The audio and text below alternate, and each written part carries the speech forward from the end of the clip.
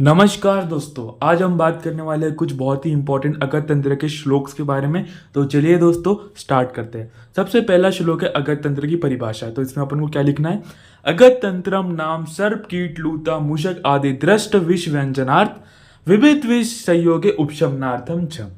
अगत तंत्रम नाम सर्प कीट लूता मूषक आदि दृष्ट विष व्यंजनार्थ विविध विष संयोगे उपशमनार्थम च। इसके बाद में सेकंड श्लोक जो है, जो आचार्य वाग्भट जी ने अगत तंत्र को क्या कहा है, किसकी संज्ञा दी है? दृष्टा की। तो यहाँ पर अपन ये पूरा श्लोक लिख सकते हैं। तो इसमें जो 8 अंग है पूरे आयुर्वेद के, काय बाल ग्रह ऊर्ध्वान शल्य दृष्टा जरा वृषणा अष्टाव अंगानी तस्या हेषु चिकित्सा एषु संशिता। ठीक है, काल बाल ग्रह ऊर्ध्वान शल्य दृष्टा जरा वृषणान अष्टाव अंगानी तस्या हेषु चिकित्सा एषु संशिता। इसके बाद में जो थर्ड श्लोक है, विष विष किसको कह देंगे? विषाद जननत्वाच विषम इति भी धीयते। मतलब कि जो विषादता उत्पन्न करे उसे अपन विष कहेंगे। विषाद जननत्वाच विषम इति भी धीयते। इसके बाद में जो विष है वो कौन कौन से है देखो। हलाहलः कालकुटः श्रृंग कश्य प्रदीपनः स्वराष्ट्र ब्रह्मपुत्रो हरिद्र सत्तुकश्य वत्सनाभ इति गेयो विष भेदो अभिनवः रसो रसायन आदो च वत्सनाभ प्रशस्यते। फिर से रिपीट कर देता हूं मैं। हलाहल कालकुटः श्रृंग कश्य प्रदीपनः स्वराष्ट्र ब्रह्मपुत्र हरिद्र सत्तुकश्य वत्सनाभ इति गेयो विष भेदो अभिनवः रसो रसायनादो च वत्सना प्रशस्यते। इसके बाद में आचार्य सुश्रुत जी ने जो विष को वर्गीकरण में क्या बताया देखो। स्थावरम जांगनम चेव द्विविधम विषम उच्यते दशम अधिष्टम आद्यः तु द्विविधम षोडशम आश्रयत। है ना। तो स्थावर विष कितने होते हैं? 10 और जांगम 16। ठीक है। तो स्थावरम जांगम चेव द्विविधम विषम उच्यते दशम अधिष्टम मादयः तु द्विविधम षोडश आश्रय। इसके बाद में स्थावर विष के जो अधिष्ठान है वो क्या क्या है देखो। मूलम पत्रम फलम पुष्पम त्वक क्षीर सार एव च निर्यासो धात्वश्च कंदस्य दशमः स्मृता। है ना। क्या लिखना है इसमें? स्थावर विष के अधिष्ठान में मूलम पत्रम फलम पुष्पम त्वक क्षीर सार एव च निर्यासो धातुश्च कंदस्य दशमः स्मृता। इसके बाद में जो जांगम विष है उसके अधिष्ठान क्या क्या है? तत्र दृष्टिनी श्वासः दृष्टा नख मूत्र पुरीश शुक्र लाला आर्तवः मुख संदस्य विषार्ध तुंड अस्ति पित्त शुक शवानिति। है ना। तो फिर से रिपीट कर देता हूं मैं। तत्र दृष्टिनी है श्वास दृष्टा नख मूत्र पुरीश शुक्र लाला आर्तव मुख संदस्य शवित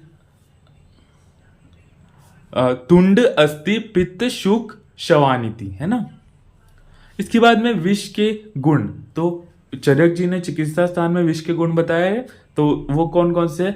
लघु रुक्षम आशु विषदम व्यवाय तीक्ष्णम विकासी सूक्ष्मम च उष्णम अनिर्देशीय 10 गुणम युक्तम विषम तजगेयम। है ना। फिर से रिपीट करता हूं मैं। लघु रुक्षम आशु विषदम व्यवाय तीक्ष्णम विकासी सूक्ष्मम च उष्णम अनिर्देशीय 10 गुणम युक्तम विषम तजगेयम। इसके बाद में सुश्रुत जी ने क्या बताया? सुश्रुत जी ने विष के गुण रूक्षम उष्णम तथा तीक्ष्णम सूक्ष्म आशु व्यवाई च विकासी विषदम चेव लघ्व पाकी च तत्स्मृता। है ना। तो कल स्थान में इन्हें बताया रूक्षम उष्णम तथा तीक्ष्णम सूक्ष्म आशु व्यवाई च विकासी विषदम चेव लघ्व पाकी च तत्स्मृता।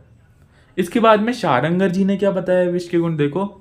व्यवाई च विकासी स्यात् सूक्ष्म छेदी मदारी अग्नेय जीवितरम योग वाई स्मृतम विषम। फिर से रिपीट कर देता हूं।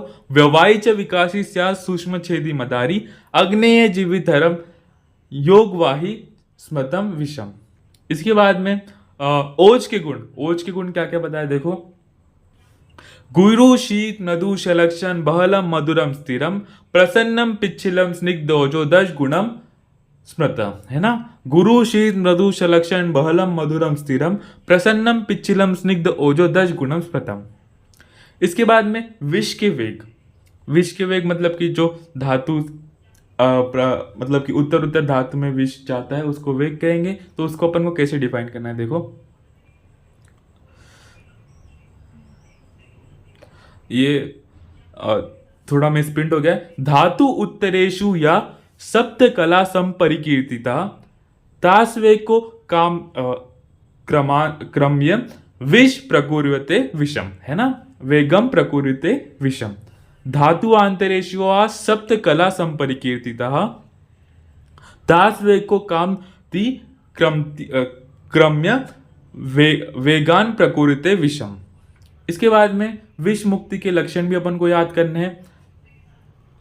प्रसन्नम दोष प्रकृति से धातु मन अभिकांशम समूत्र जीवम।